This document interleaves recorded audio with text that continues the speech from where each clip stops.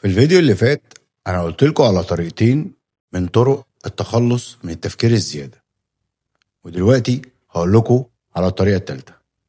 بس قبل ما أبدأ، أنا إسلام أنور، ما تنسوش تعملوا لي فولو وسبسكرايب على اليوتيوب، ويلا بينا. الخطوة التالتة هي إنك تأجل التفكير في الموضوع. يعني مثلا أنت دلوقتي بتدرس، ومثلا أنت في علاقة وعارف انك مش هتقدر تتجوز دلوقتي الا بعد 3 أو 4 سنين من دلوقتي. فبدل ما انت تقعد وتفكر هل العلاقة دي تناسبك ولا لأ، هل ارتبط بالشخص الفلاني ولا لأ، اللي عايزه منك هنا انك تأجل التفكير في الموضوع ده، وقول لنفسك انه حاليا انت لسه بتشتغل، حاليا انت لسه بتدرس، حاليا انت لسه بتكون نفسك، فبالتالي لسه بدري قوي على انك تشغل نفسك بالتفكير في الموضوع ده. اجل التفكير في المواضيع اللي هي مش ضرورية دلوقتي او مش وقتها حاليا. ولما تلاقي نفسك بتبالغ في التفكير في امور انت عارف انك مش هتعملها دلوقتي لكن في المستقبل عارف انك هتعملها، فالموضوع عامل بالظبط كأنك عايز تسافر الشهر الجاي، بس انت مشغل عربيتك من دلوقتي لحد الشهر الجاي، وكده طبعا انت بتحرق بنزين بدون اي استفادة وبتستهلك في عربيتك على الفاضي.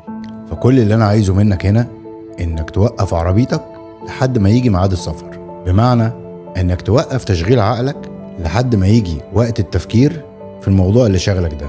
فلو مش قادر تاخد القرار اجل. اما الخطوة الرابعة اللي لازم تعملها، ودي هتساعدك جدا انك تبطل تفكير زايد طول الوقت، هي انك ما تتكلمش عن الموضوع اللي بتفكر فيه.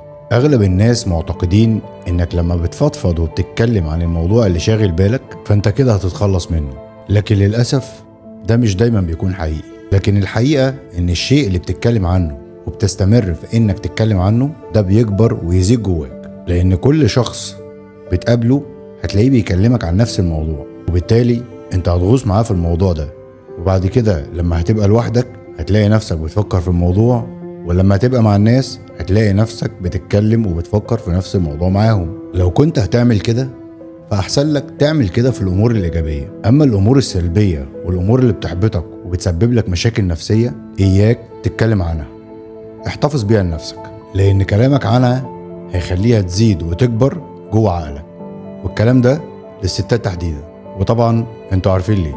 أما آخر خطوة هتساعدك بإنك تتخلص من التفكير الزيادة بخصوص أي موضوع هي انك تتقبل الموضوع نفسه. لازم تعرف ان اكتر حاجة هتخليك تفكر في موضوع سلبي جدا هي فكرة انك رافض الموضوع. يعني مثلا هنفترض ان انا هنقل مكان سكني واروح اعيش في مكان تاني، وفي نفس الوقت انا مبسوط بالمكان اللي انا فيه دلوقتي ومش عايز انقل منه، وحاسس بمشاعر سلبية لاني هسيب المكان اللي انا بحبه.